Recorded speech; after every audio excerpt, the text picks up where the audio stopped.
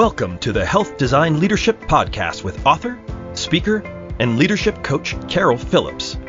We're here to help you sharpen your leadership skills and discover the best ways to build great teams. So sit back and enjoy this episode of the Health Design Leadership Podcast with your host, Coach Carol. Hello, leaders. I'm Carol Phillips. Thank you for joining us today. One of the many things I love about positive leadership is that it comes down to all the wonderful traits we were reminded of when we started kindergarten. Be kind, be respectful, be honest, be a good listener, take responsibility, etc. In school, we tend to call them rules, but I like to think of them as team skills or simply behaving the way we should in order to help create a happy, healthy, and productive company culture. And each one of us has a responsibility to help create that culture. Teaching and modeling these important skills to children and young adults contributes to their future success and the success of the teams around them. Today's guest is contributing greatly to guiding and molding the girls in our community to be strong, smart, and bold. Sharron McCarthy has served as CEO of Girls Inc. New Hampshire since 2020 after a 33-year career in publishing. She spent 22 years as publisher and president of McLean Communications. Sharron served as publisher of New Hampshire Magazine, New Hampshire Business Review, New Hampshire Home Magazine, and other publications. She lives in Bedford with her husband Rob and has two amazing daughters, Lana, a student and basketball player at Purdue University, and Melody, a sophomore at Bedford High School. As we enjoy our conversation with Sharron today, I encourage you to find one or two new leadership skills you can implement into your role beginning today. Now, let's chat with Sharron. Welcome to the show, Sharron. Thank you. I'm very happy to be on with you. Thank you for spending time with us today. I want to start off by asking you to share with our listeners whatever you'd like regarding your journey to becoming the leader you are today. How much time do you have? No kidding. I'm kidding. So, to where I am today was kind of an interesting change, but I'll just going way back. I have always loved helping people.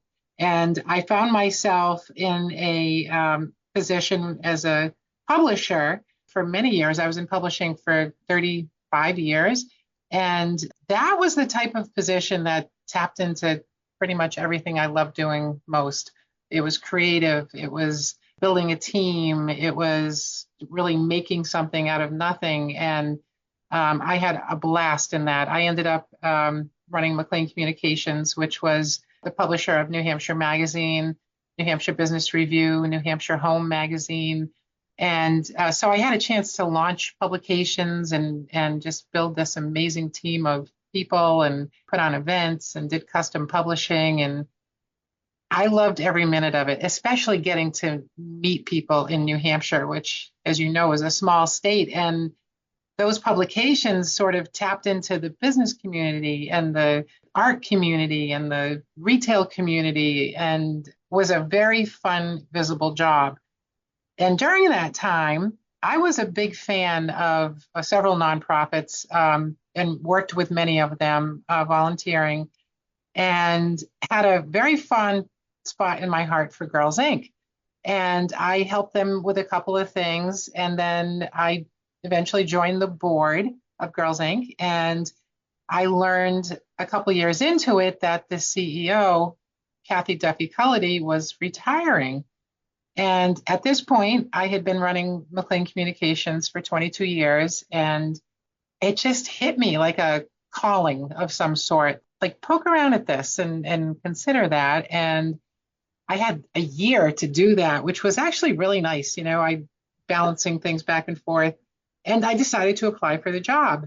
And they had a great interview process, very formal, and I got the job and decided to leave the publishing industry after a very long time and do something that my heart was telling me to do. And it allowed me to tap into every bit of experience I ever had, to all the connections that I had made over the years in New Hampshire, and bring all of that to Girls Inc., which is an incredibly satisfying position to be here as CEO and know how many lives I'm able to touch and we're able to touch as an organization. So it was sort of a calling that got me here, and I haven't looked back since. And I was able to maintain some really nice relationships with the people that I worked with at Yankee Publishing and McLean Communications. So here I am. Wow, that's wonderful. And I love how you were focused on what you were passionate about and what you loved. And isn't it important to stay connected with that inner voice in our head that is guiding us and telling us what we should do? And instead of just feeling like we're always going 100 miles a minute, to stop and say, oh, you know what, that is something that I really think that I would love to do. Yes. And I think it takes some life experience to get to that point where you really listen to that voice. So this, for me, sort of happened right at that right time. And I have two daughters that I had much later in life than probably most people. And I was considering all of everything. Everything just sort of gelled with this change happening. And, I grew up with a mom who was, we always had kids from New York City from the Fresh Air Fund. My mom was always taking in kids that needed a hand. And I just loved that. I loved all of that. And this almost came full circle, loving Girls Inc. and everything they did, and having had a childhood where I had parents that always helped people, and that little voice saying, try something different. It all just came together. So yes, you have to be open to that voice. And I feel like it was the right time for me to do that. Yes, sounds like you have giving in your blood and in, the examples that your parents set for you. No question about it. And I until I got older, I didn't realize like how wonderful that was of them, and how it was so instilled in me, and how much pleasure you get out of helping people who need a hand. Yes, for sure. The people who surround us as we're growing up, they have such an influence. And boy, you're in the perfect position to be a role model for all of these great giving behaviors. I love that. Sharron, we often hear stories of people who went from being a child or young adult struggling with a whole host of challenges that they have no control over, to succeeding in their lives because of people who they have identified as being mentors. Talk to us about the importance of mentoring in your work. I feel like that is the number one thing that we do here, and that I wish everyone did more. So here at Girls Inc., mentoring is really the cornerstone of the whole organization. It's setting a great example. It's being able to work with kids from all different kinds of backgrounds and treat them equal to any other kid, which I don't think they experience all the time. I know they don't always experience that in school or in groups of other kids. And when they come here, we see as much potential in, somebody who's living with their aunt versus somebody who comes from a very established two-parent household. And we just see potential in all of these girls, and they know that, and they respond to that. Setting a good example and being trusted, especially in an all-girl environment like we have here, it just opens the door to some very good discussions. Girls are very honest about what's going on in their world, whether it's, personal or family or school or some struggle they're having or some success they're having. And there's always someone here willing to listen and help build them up and figure out some of the things they're very good at and build upon that. And I feel like that same thing can happen in adult relationships, especially woman to woman.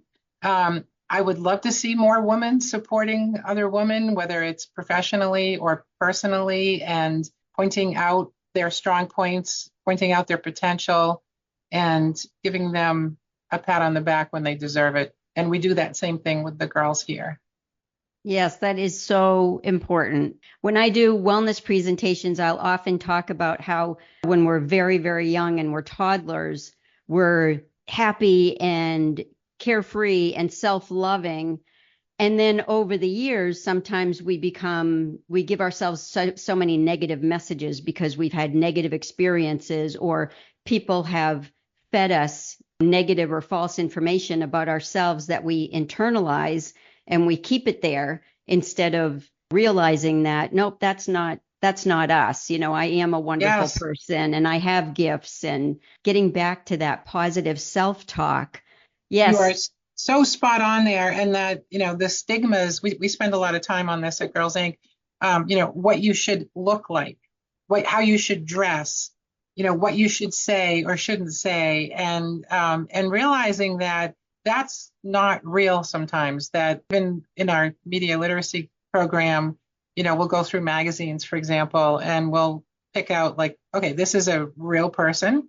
And this is a person who's been photoshopped. Or we'll talk about social media and the standards that are set there. And you feel like if you don't have that, you're not good enough. If you don't look like that, you're not good enough. And we spend a lot of time building confidence in girls and helping them understand, you know what, you're pretty perfect the way you are. And let's talk about what's real and what's not. Yes. Society's definition of perfection that we think is real, and it's absolutely not. I love that. When I'm doing presentations, I'll ask, well, where does the negativity and being so self-critical over the years come from, so that they really dissect, oh, that's right. I had parents that were too critical, or I had great teachers except for one who fed me negative thoughts about myself, and I held on to those instead of holding on to all the positive ones. And sometimes when they dissect it, it makes it easier. But then having all of those positive influences and like you were saying, pointing out that what's in the magazine isn't real. Right, exactly. And your point is so well taken. I think a lot of us, even as adults, can think back to something that was not so positive that someone may have said to us that just like sits there in your brain. And it definitely takes some, work to overcome some of those things sometimes. And I feel like that's where mentoring and, whether it's, I think mentoring can happen from any direction. I think you can pull someone up the ladder. I think you can mentor someone who's already up the ladder or on, either side of you. That there are just wonderful things about so many people we come into contact with. And, you think about, when's the last time someone told you you were really wonderful at something, or that you had amazing possibilities about yourself? And it takes 2 seconds to do that when you see that, whether it's a child or a friend or someone you work with. And it's as meaningful as some of those negative things that we hear sometimes. Yes, for sure. And I do the same thing because I'm on a mission to get better at this. Because one thing that I noticed was there would be times I'd be talking to people and I'd be thinking something positive about them, but I wouldn't say it. And then afterwards I thought, you know what? I need to start speaking up when I'm thinking these positive things and tell people, because that could make a difference in their life. But I also love when people, every now and then somebody will reach out to me and say, hey, I know somebody who might need a mentor right now. Would you be willing to do a few phone calls with somebody and, share your experience or whatever? And I take it to be a compliment, and I'm happy to help people. But you just gave me a great idea, because I think I need to also tell people that I'm happy to mentor. So if they know anybody who's looking for a mentor, to start the conversation instead of not doing it unless I'm asked. I think you're onto something there. And I think a lot of people would be open to that and have probably never experienced someone being willing to just kind of jump in and hear them out and help assess what they might be capable of that they're not even seeing. And it could be that someone's a great speaker, or they're, a great organizer, or they're really good at collecting their thoughts, or those little things, sit with people and help them, I think, reach their own personal potential. But it could be something as simple as like, oh my God, you have great hair. You know what I mean? It could be something, it could just be a compliment, but it could definitely go deeper in the workplace, or in your case as a consultant, where I think people would find great value in that. Yes, we're all working together, right? Working together to make each of our lives better. That's the thing. And I do think women still have a long way to go. We're still not earning as much as men with same education and same jobs. We still, I think, have some work to do to have our voices heard. And that probably more than anything here at Girls Inc. is what I would consider great success is girls finding their voice earlier, unapologetically finding their voice and having an opinion on things and not filtering it through, 100 filters of what would they say? What are they going to think? Believing in what you have to say and what you think. And I think the earlier we can help that happen, the better we are as a society. Yes, and yes, exactly, because they need to learn that fighting for what they deserve is not a bad thing because girls and women are taught to be nice, don't start any arguments, but it's not an argument when you're defending yourself. And it's funny because we're always taught be kind, but then I learned that I went from that to, okay, wait a minute, I need to be kind to myself and kind to others. And then I took it a step further when I realized these situations, exactly what you were just talking about, us advocating for ourselves so that we're paid fairly, we're treated fairly. And so now I talk more about, in addition to being kind to ourselves and being kind to others, advocating for ourselves and advocating for others. Totally, 100%. And whenever I have an opportunity to speak with a group of women on leadership or anything like that, one of my top things is making sure you ask for what you want. And kids are so good at that. I mean, kids are so good at knowing what they want, asking 100 times for what they want. And as we get older, like, let's say you're in a job situation and you would like things to look differently and you have a good approach to it, ask for it. Ask. You will never know if you can get it unless you ask for it. And I've seen it over and over again where somebody's angry about something that may not have happened. And I always ask, like, did you ask for more money, or did you ask for that promotion, or did you ask for that office? And most of the time it's like, well, not really. Well, you have to, and you have to be able to back it up with some very strong facts. And if you can do that, by all means, ask for what you want every time. Yes, we deserve it. No question about it. And if you don't, someone else is going to end up doing something you probably could have been amazing at. Right. And you're right. Yeah. It takes time, right? Over the years, we build up our self-confidence, but hopefully now we're raising girls and young women so they don't have to spend decades changing their insecurity and building their self-confidence because they have all of these positive role models and all this positivity coming at them from the get-go. Yes. Yeah. Yes. And you have to understand that doesn't mean it's smooth sailing all the time, but you can always fall back on if something doesn't go the way you want it to.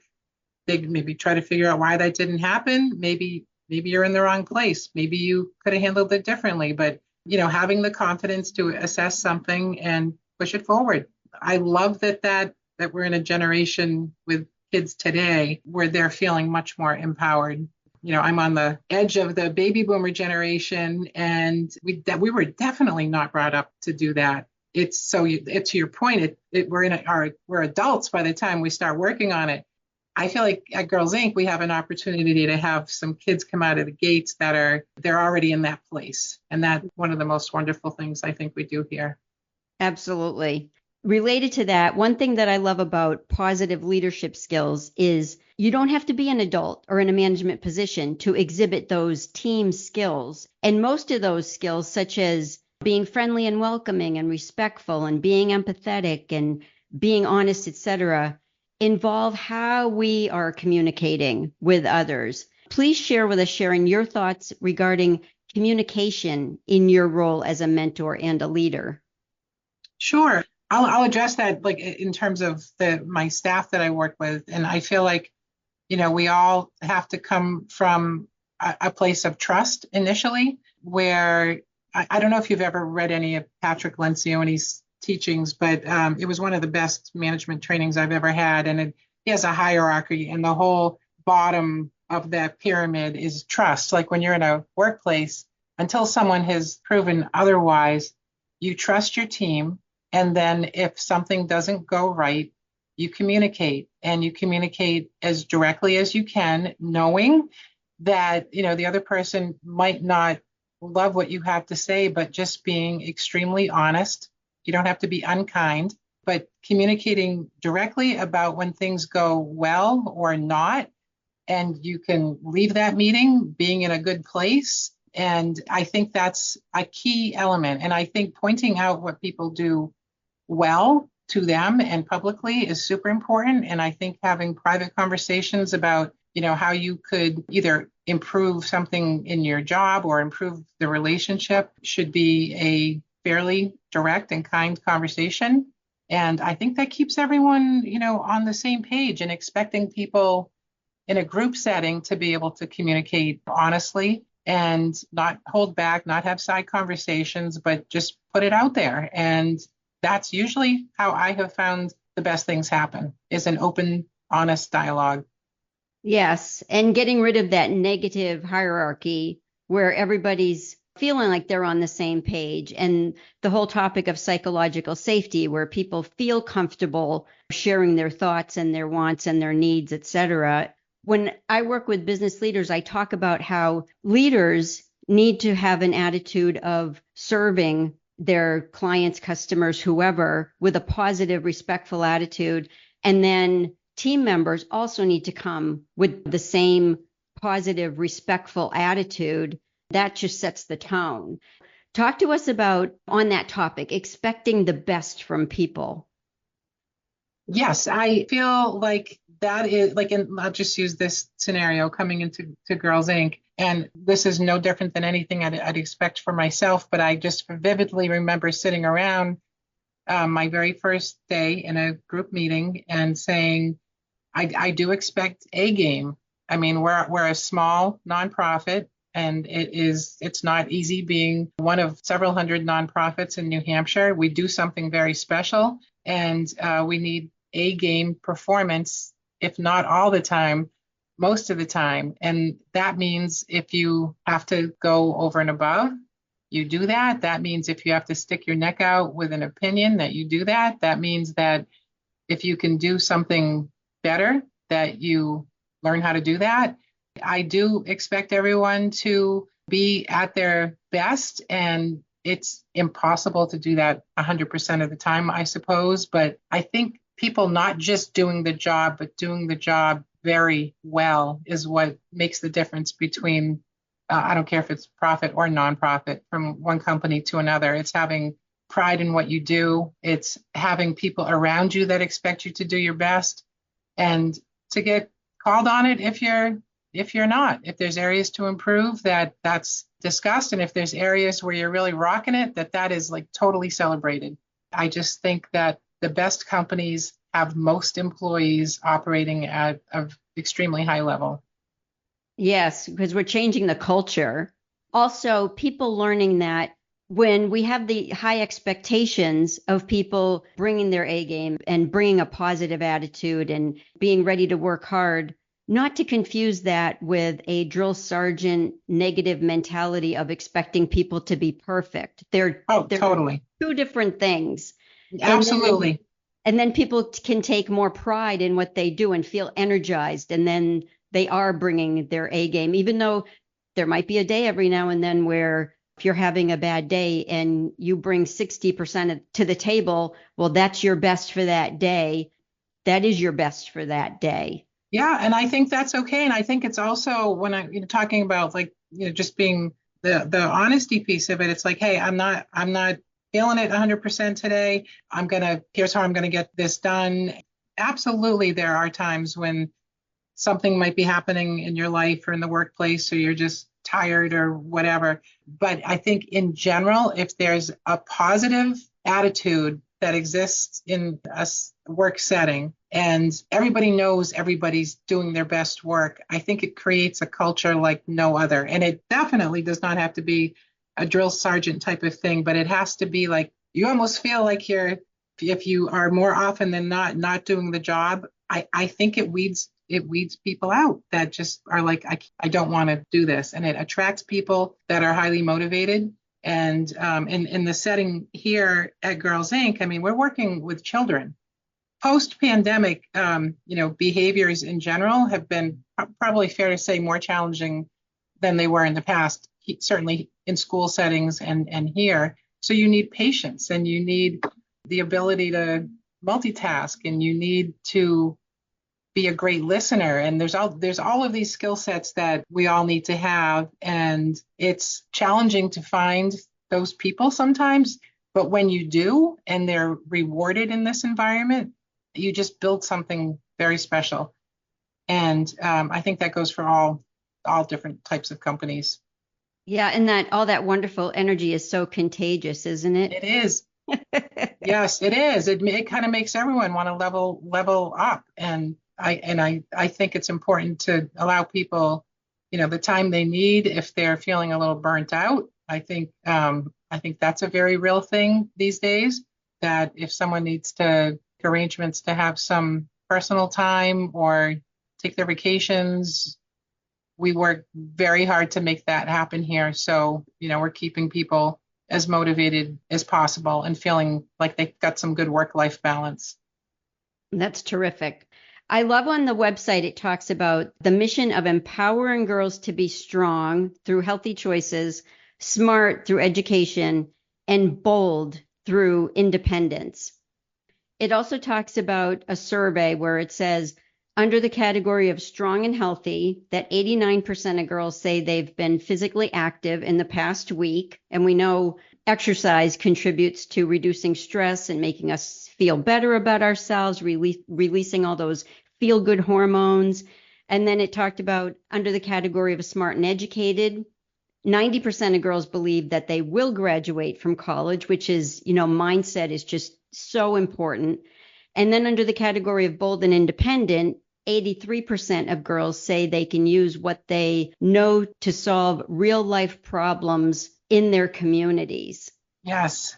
So starting strong, smart, and bold, that whole mission statement, just has always really spoken to me. And I think, again, it should speak to women of all ages, from, young girls right on up. And the strong piece and the physical fitness piece, we do a lot of that here. It's honestly one of my strong, smart, and bold as a slogan is awesome. The strong piece of it, both physically and mentally, I think is huge. We have a athletic program where we get girls involved in learning new sports and having college athletes come in and speak with them. We put together volleyball teams, basketball teams. And when you see these girls who many of them don't come from homes with a parent that might be willing to drive them to practice and games all over the place, they have it here. And then when they get into high school and they make a varsity team with a sport that they learned here, just last week, I was in the Manchester Center, and one of the young women who goes to West High School was on the volleyball team we put together here, and she made the varsity team this year. Wow. And I have goosebumps saying that. That happens quite often, and it builds. Even if we're playing some silly game in the gym or outside on the playground, and they're running and they're moving and they're learning how to use their bodies. And again, they might be discovering something they're really good at, but they never knew. It could be pickleball, it could be softball, those kinds of things. And having that background as they grow up, I think is super important. I just read somewhere that I think it was 85% of women CEOs participated in some type of competitive sport when they were younger. And it builds a team mindset. It builds a, personal confidence. So that piece is huge. And then the smart piece of it, I think one of the biggest things Girls Inc. offers is our programming. We have economic literacy where the little girls will learn how to play store. The big girls will learn how to play the stock market. They learn how to save money, how to budget money. We have leadership programs where they'll get involved in the community, and we'll do things in the centers. We did a mock voting to get girls used to having an opinion and learning about candidates. We do prevention programs, and we have a formal mentoring program where professional women in New Hampshire come in, and it's an 8-week program, and they spend a couple hours with a group of 2 or 3 girls one night a week for 8 weeks, and the girls love it. It's another trusted person in their life. So all of these things help create that whole strong, smart, and bold piece, the making good decisions, taking risks sometimes to try to break some of the cycles that have been in their families, and just feeling empowered. That's so incredible. I mean, so many benefits, so many positive things, and then creating so many transferable skills. Yes. Yes, like one of the most popular programs right now is our STEM programs. We have Lego leagues, we take things apart, we build things. We have a STEM director who's just doing a fabulous job with the girls. And there are so many fields open to young women, and finding out when you're 8 years old that you're pretty good at working on some of these projects is a great time to realize that that could be your future. Yes. Yes. Focus on what you love to do. And figure it out. Like figure out what not every girl's going to love the STEM program, but the ones that do, that's a ticket. That is something they could get scholarshiped for. That's something they could have a really wonderful career in. I love that. I was just thinking about how sometimes if I'm talking to young people and they're struggling with figuring out what they want to do, I suggest that they start focusing on what they don't want to do. Yeah, because equally important. That's easier, right? If you're question. Okay, well, I know I don't want to do this and I don't want, and then make a list. And then sometimes you'll notice patterns that will lead you to the things that you like. And then you can move from that to find something that you love.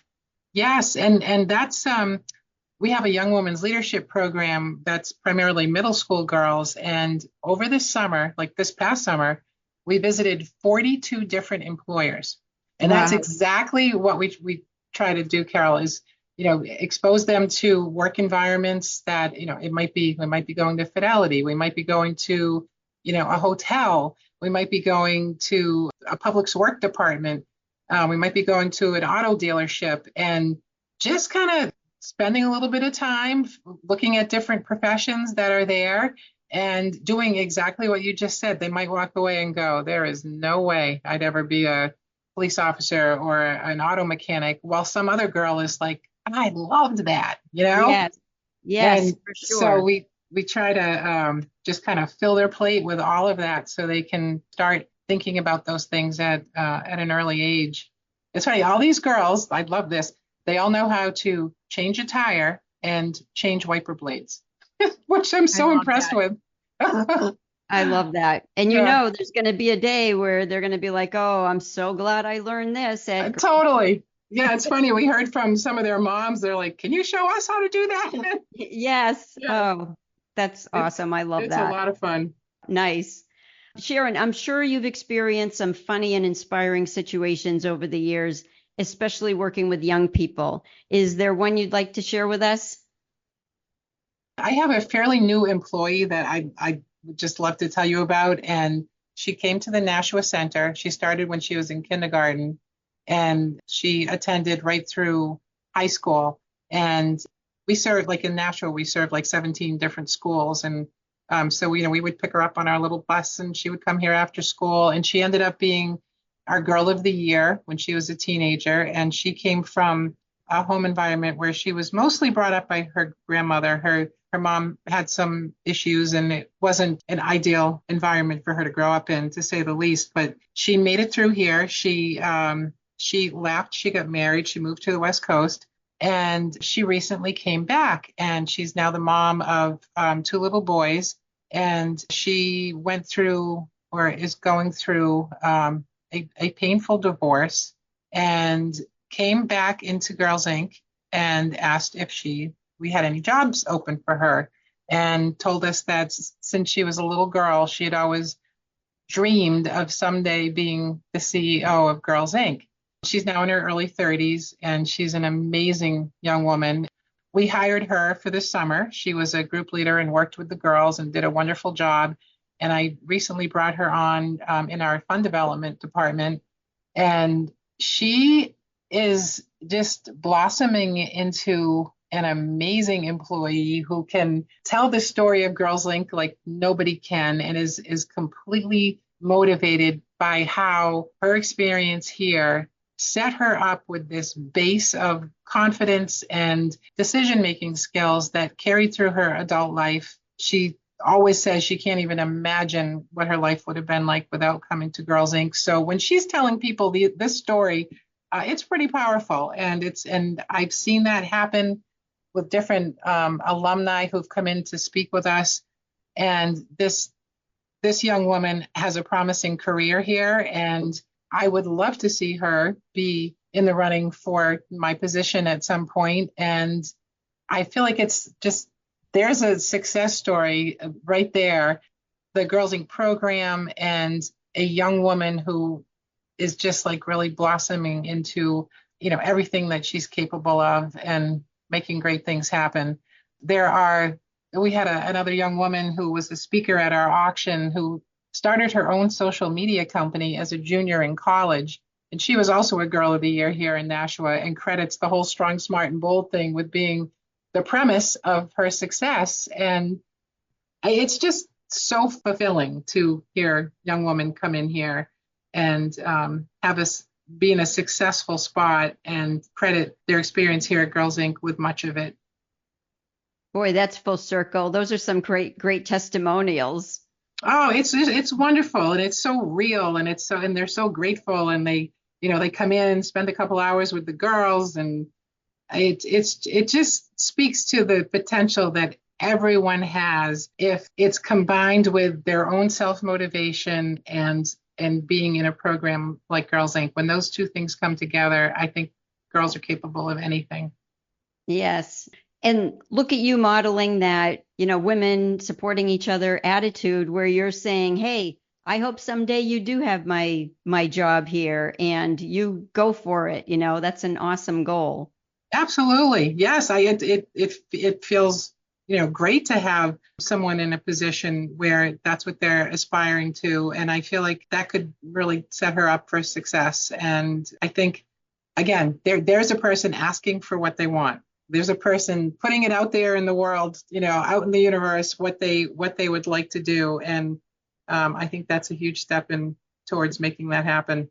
Yes. And now she's an awesome role model for the younger girls. Oh, they adore her. Yes, absolutely. Absolutely. Terrific. Okay, Sharron, it's time for Coach Carol's quick quiz. Oh boy. Okay. Paying attention. I'm going to throw some questions at you just for fun, and so our listeners can learn more about you. There's 5 questions. Give me the first thing that comes to mind. Okay, number 1. What was your most memorable vacation?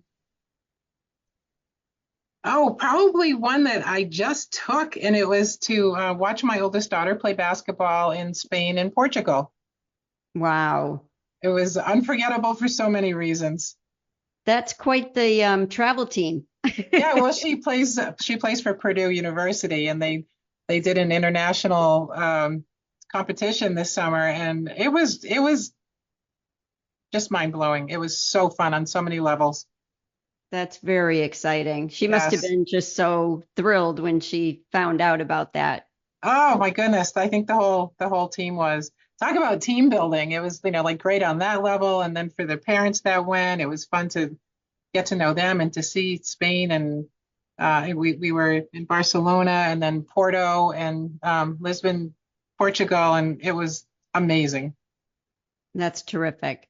All right. Number 2, what's your least favorite vegetable?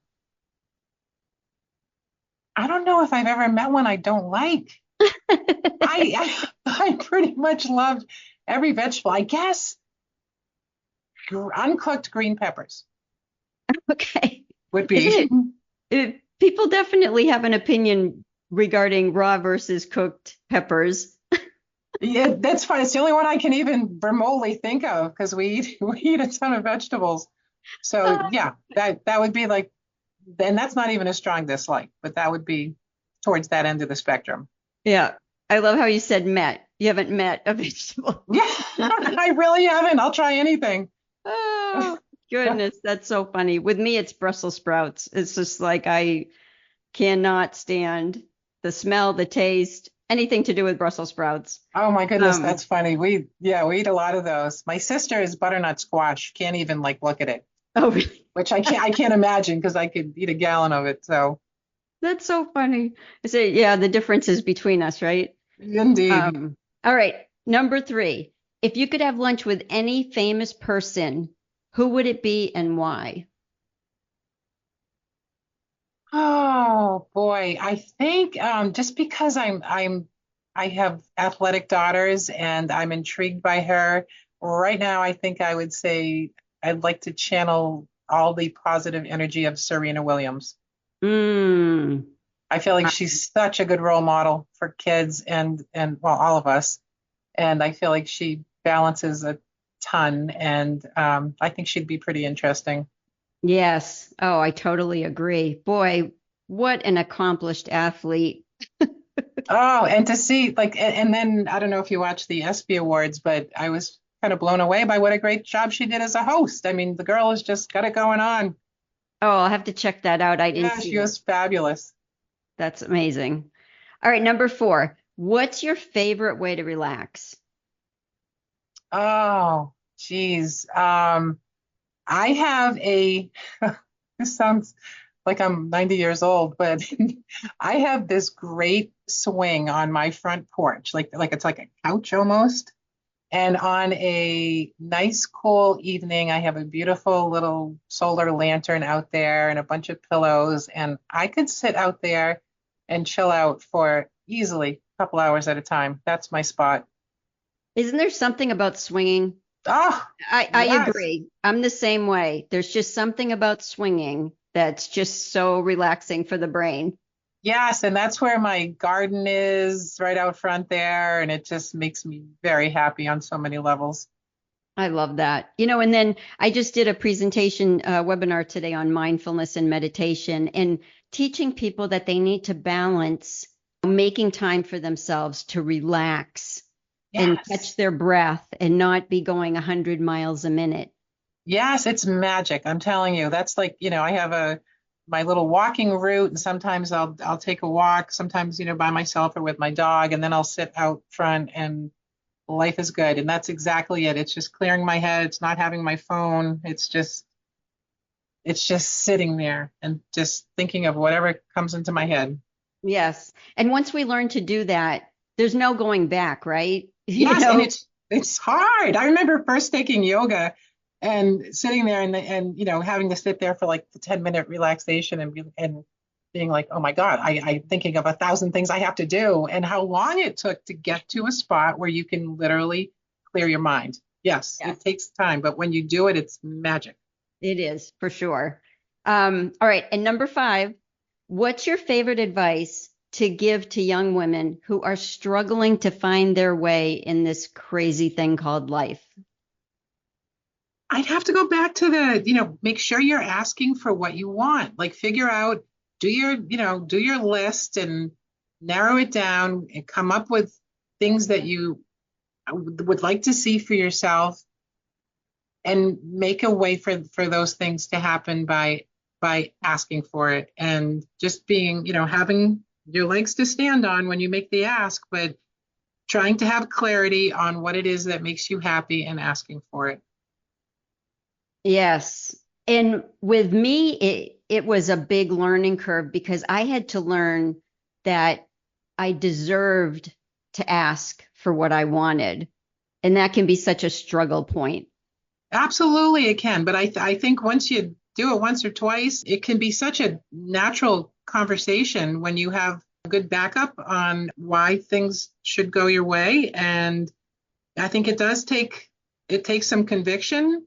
I have a daughter in high school, and I am always advocating for her. Well, did you ask your teacher this? Did you ask your coach this? Did you? And she's starting to do it and starting to see how powerful it is. And Nice. again, the earlier you start that, I think the more comfortable you are with it as you're an adult and a professional. And you can't go wrong with it.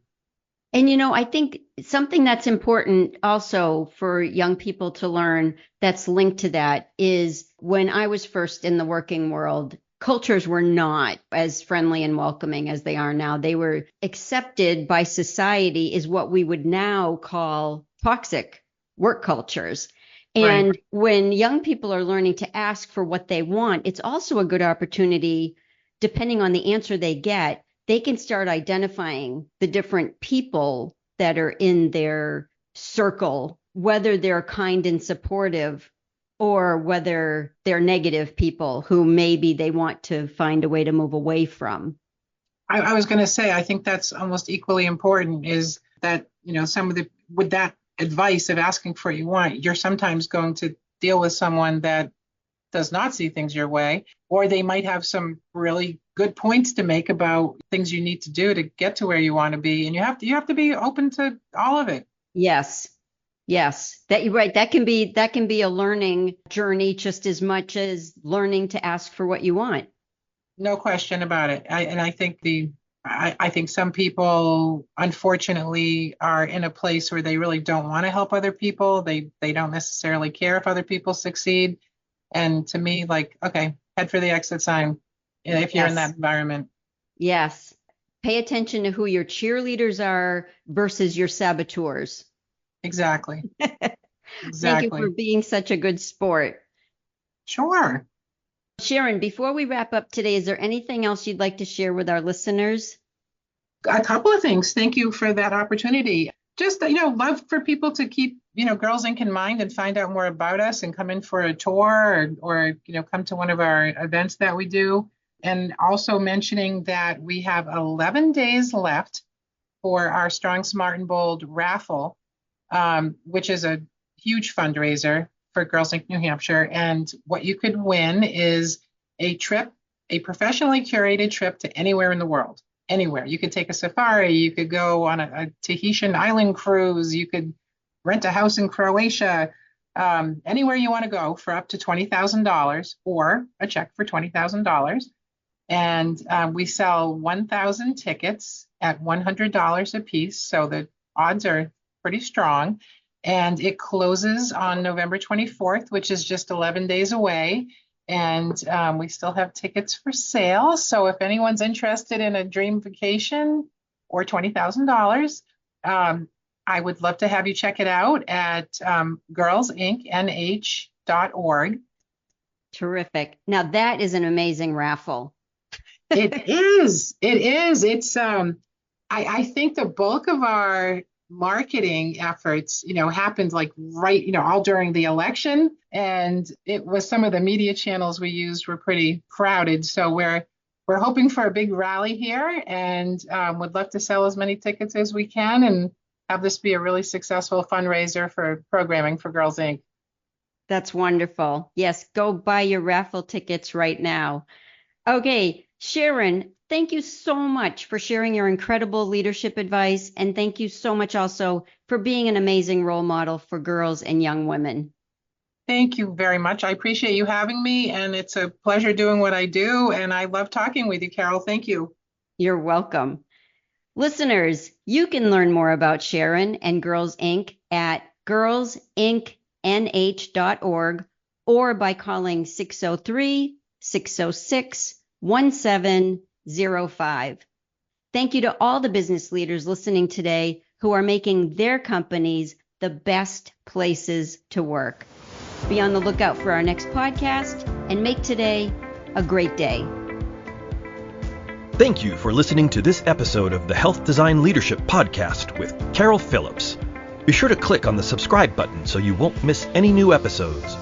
To listen to the entire conversation with our guest, join our online leadership dream team at askcoachcarol.com. If you're looking for an engaging speaker for your next event or an effective trainer to strengthen your leadership team, contact Coach Carol today. Thanks again for listening and make it a great day.